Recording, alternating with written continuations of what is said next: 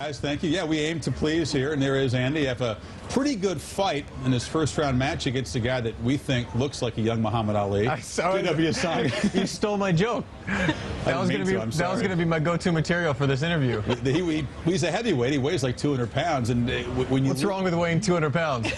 Nothing. Just okay. You don't see many tennis players who weigh 200 pounds. I see one every day. All right. Well, in the first set, in the battle of heavyweights, you find yourself losing the longest tiebreak in Australian Open history. What's going through your brain at that point? I don't know. I mean, I thought he served pretty well in that tiebreaker, and I didn't feel like I was getting very good length on my shots, and therefore I was making him look real good by giving him short balls, and he was able to kind of take it to me a little bit. Credit to him, though. He came out with the game plan. I think he was just trying not to give me any rhythm. You know, he was kind of hitting that both balls big, and then, you know, first ball off of the serve, I think he was trying to go for as well. So, you know, once I got a little bit more rhythm, it was a little bit more comfortable. We'll check the highlights here. It did take 59 minutes to play that first set. We'll pick it up the first point at 8-all in the tiebreak. I mean, this was you saved 9 set points, a couple of them in his serve before he was finally able to close it out. Yeah, I mean, you came to the net a whole lot in the first set. You didn't win a super high percentage of net approaches, but you kept after it. And some words there, a little energy in the match.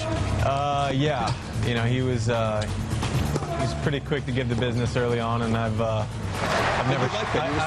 never really shied away from him myself. So this is at 18-all. He handcuffed it. Textbook. Yeah, textbook falling down. So to skip ahead now, this is. See, even there, I just don't like my court positioning during the match, and I feel like it got better as the match went on. You know, I guess which is a good thing. But I think there's still lots of room for improvement. I mean, I played well last week in the warm-up, and you know, hopefully there's more of this kind of where I'm driving the balls to the corners. That's a good point right there. Closing out match point. How concerned were you? I mean, this guy is serving for a 2-set lead at 5-3, but played kind of a sketchy game, and you're able to turn it around after that. Did you feel him getting deflated? Yeah. Early on in the third set, I actually thought he might have been getting tired. I don't know if, which was surprising to me, but you know, I definitely wasn't real thrilled about being down a set and having him serve for it. You know, that would have been a long road back, especially considering how he was serving. You know, I don't know how many looks I would have gotten, so it was big to at least make returns in that game when he was serving it out.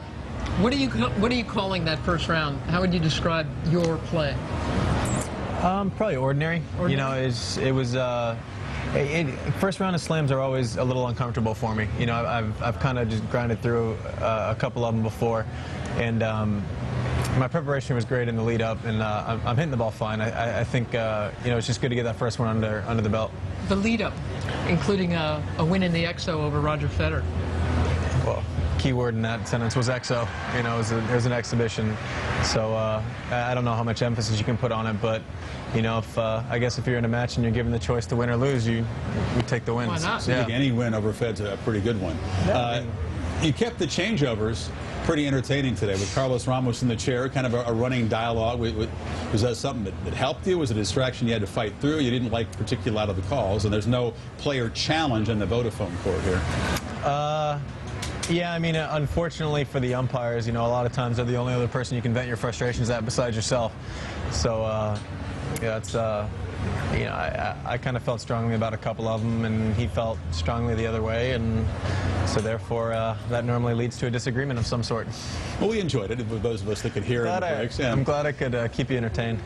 Can I ask you, how is it work? Is there a chance, we know that Jimmy Connors lost his mom, and yeah, he's mourning that. Yeah. Have you already spoken to him today? And is there a chance that he might come over to Australia if you're around in the second week? I haven't. How are you working that out? Yeah, we spoke yesterday as soon as I knew the match and what time I played, and I've talked to Jimmy every day. You know, I think at this point he's kind of looking forward to just talking about some tennis on the phone. You know, and obviously he has more pressing issues at home right now, and you know. Is he doing all right? Yeah, he's doing. I mean, as good as can be expected. I think him and Gloria were very close, and you know, she was a huge part of his career, and so indirectly my career as well. So you know, I think he's getting better each day. But you know, obviously we feel for him, and the last thing I'm going to do is pressure him to come down here during this time. But you're right, he might want to come down. You know. Yeah, I don't know. You know, I hope so. I mean, I obviously love having Jimmy around, but at the same time, it's a sensitive time for him and his family, and I know his family needs him there as well. Well put. Next up, Marc Jiquel, a Frenchman, another Frenchman, who had to come from 2 sets down to win in 5. Your thoughts on round 2? He actually hits a pretty big ball. I think he did pretty well at the U.S. Open last year. He might have gotten to the 4th round and lost to Roger, but you know, he can play some good stuff. He's very talented. I think he got a late start on his pro career. Maybe he only started playing well at 25, 26. So you know, it'll be tough.